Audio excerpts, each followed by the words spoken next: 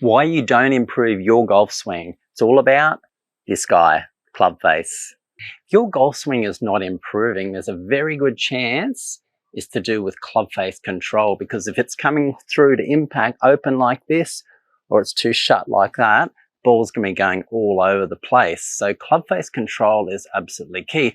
And if you're someone that slices the golf ball, if we go to the top of the swing here, if your lead wrist, if you're in a cupped position like that, very cupped like that, you're going to be slicing the ball all day long. Now, getting that club face control, a lot of it all comes down to how this lead wrist is working, because your wrists, they move around a heck of a lot during the golf swing. Right from the time you start the takeaway, those wrists are moving. They're moving here, they're hinging, they're unhinging. They're moving around all the time. So it's absolutely key that you get this club face squaring up at impact. So if you're one of those people that tends to cup it at the top, in this sort of position here, leave me a comment down below. I'm curious, are you someone that cups it too much at the top of the golf swing and you've got a slice? What you need to try and feel as you go to the top of your backswing, you need to feel like that lead wrist is relatively flat. You might even need it to feel like it's even bowed over like that. But flat is fine, because when you get it flat, it increases your chances of getting that club face nice and square through to impact. Now, the opposite of that, if you've got it cupped at the top, I'll show you from this angle, it's very likely when you come down to impact, face is going to be open, it's going to remain cupped, you're going to be hitting slices, shots out to the right, and getting into all sorts of trouble. Now, the opposite to that, if you're someone that can get a very flat wrist or slightly bowed at the top, what will happen is, as you come down, you're more likely to have that club face nice and square, and a square club face, depending on your path through the ball, is more than likely going to result in a much straighter golf shot. Now, there's another thing you can do to help improve that club face control, to really get some improvement out of your golf swing. As you go to the top, if you're someone that you've tried everything, even you still might even cup it a fraction at the top, what you need to feel, just say we even cup it just a little bit more, is feel like those wrists just turn a little bit like that. It's like a twist sort of move. If you can do that, that will naturally shallow out the club, square up that face for you, and getting you to hit the ball solid. So from face on, you can see here, I'm just twisting it. It doesn't have to be a big movement, just a small movement, but that little twist method, you can see what it does there. Actually, it squares up the club face. That will do some amazing things for your golf swing if you're someone that slices. Also, if you've got a very weak grip, that can help contribute to a lot of those slices and that cup wrist at the top. So when you have a look at your grip, when you look at your left hand on the golf club, if you can only see one knuckle, that's a very weak left hand or lead hand grip. And usually what happens is the right hand will go over like this. That will just contribute to getting that left wrist cupped at the top, open face. You look something like this. Again, a lot of slices, all sorts of trouble. So starting off, get your grip, left hand on the grip.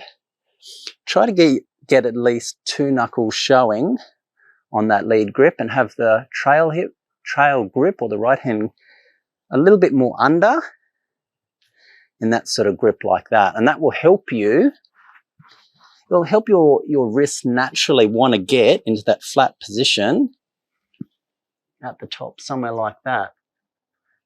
Again, making it easy to shallow it, get the club face square, and come through to impact like that. Now, I hear all the time on social media, what about Fred Couples? What about John Daly? What about these other pros? They swing with a very cup lead wrist. Fred Couples is kind of like, sort of like there somewhere. John Daly obviously is more like this. These guys have won major tournaments, lots and lots of tournaments, fantastic players. Well, Thing you got to remember is ask yourself a question. Do you have as much talent as these guys? And I bet for most of you the answer is no. They've been practicing their method with their lead wrist since they were young. It works for them. But for you and the everyday golfer just playing every week, just trying to play to your handicap, you'll be a lot more consistent and you'll be able to get improvement in your golf swing if you can get that lead wrist a lot flatter at the top. Don't compare yourself to guys that have been playing for years and years who are super talented, practice for 4 to 8 hours a day. For you watching this, you will improve your golf swing immediately. I can guarantee you, if you can get this wrist nice and flat at the top, you'll find it easier to shallow it, as I said earlier, a square club face at impact. Good things are going to happen in your golf swing. Have a look at this golf swing from Adam Scott from down the line. You'll see at the top of his backswing just how beautifully flat that lead wrist is. And he can slowly then get it into the slot. He can shallow it on the downswing. He keeps that club face nice and square. All because he's got that lead wrist nice and flat. It naturally makes it easier for him to get those wrists working properly and squaring up that club face, and then resulting obviously in a lot straighter and longer golf shots. Now, if you've got the opposite problem and you're hitting lots of hooks, lots of pulls out to the left, you need to look at a slight different approach. Now, for you, you might be at the top of your swing, you might actually bow it too much like this. This is a rarer problem, but for some golfers this might happen, and you're coming through and you're really turning that club face over too much and just hitting the ball left, and you're not seeing any improvement. Also for you, there's 2 things you need to look at. One, again, your grip. You might have too many knuckles showing on that left hand like that, and too much of that trail hand underneath the club like that. And you'll see that just turns that face over naturally without me even really trying. So for you probably need to weaken that grip a little bit more, not have so many knuckles showing, and have that trail hand a little bit more on top. That way when you come through, you can have a squarer club face. Now the other thing you can do, just be careful you don't overdo it, but the top of your swing, instead of having it so much bowed or laid off like that, you're going to need to feel it a little bit more down the target line. You might even need to feel like that lead wrist is a tiny bit cupped, but again, I wouldn't overdo it, making it easier for you to come down. Thing to remember is guys like Dustin Johnson, Jon Rahm, Cameron Smith. I know Dustin Johnson, I'm fairly sure with him, he has a very weak grip.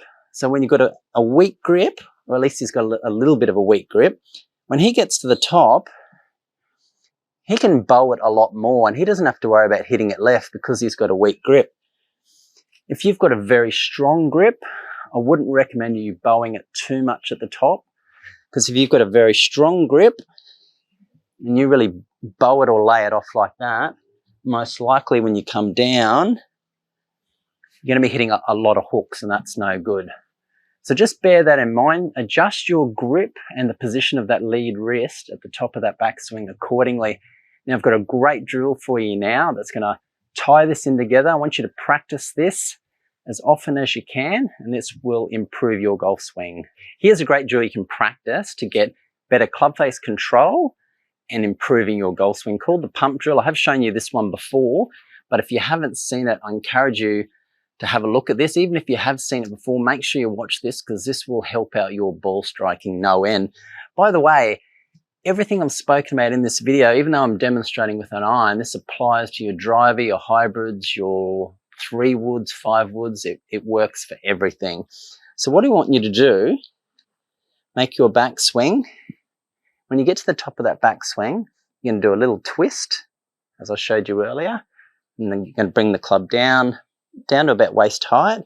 We're just going to pump it a few times and then go through and strike the ball.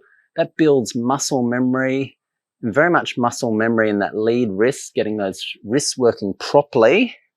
That way you can square the golf ball up a lot easier. So let's try and hit one doing that same feel. going to go to the top, do a little twist. 1, 2, and 3. Not too bad a strike.